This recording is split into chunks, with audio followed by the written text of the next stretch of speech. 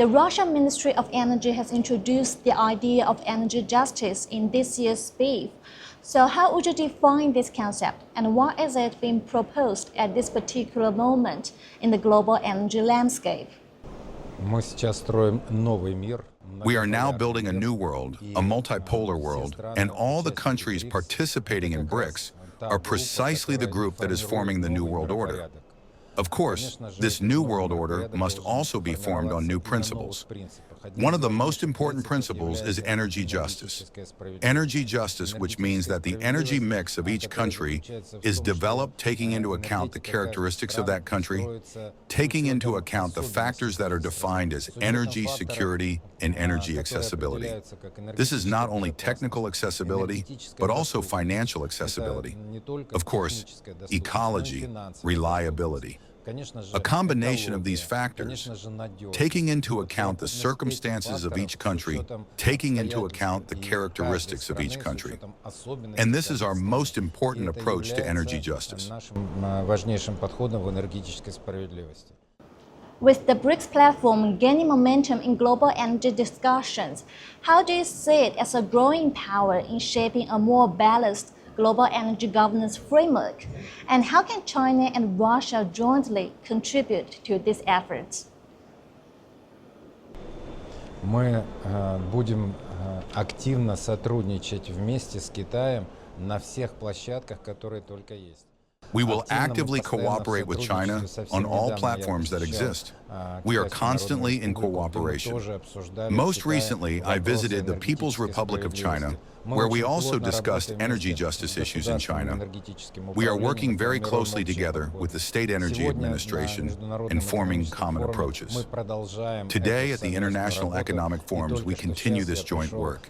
And I have just come from our big meeting where we discussed energy justice issues.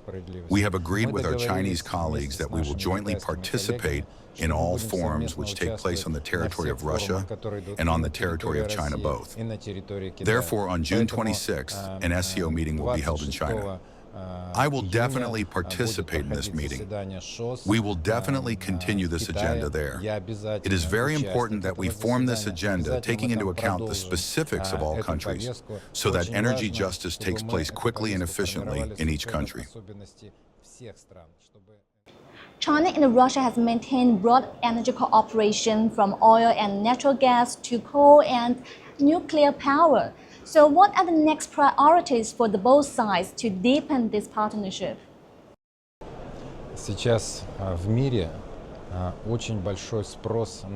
Now there is a very high demand for electricity production in the world. This is a global trend. In China, which is developing very rapidly, dynamically, taking into account the rapid development of industry, given the rapid development of urbanization, the demand for electricity is even greater. Our task is to meet this demand for electricity both in China and in Russia.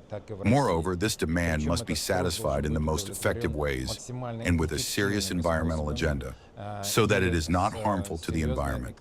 We have all types of technology from which electricity can be generated. And we have reserves, these reserves of initial natural tools. Therefore, only with a combination of different energy sources can a truly efficient, sustainable electric power industry be formed.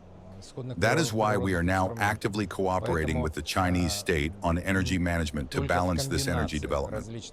I would like to say that our cooperation, first of all, is based on very good friendly relations. Secondly, we understand each other very well and always find solutions to all the problems that arise in a joint conversation. So I look to the future of our joint work in the field of energy with great positivity, and I am sure that this will always continue.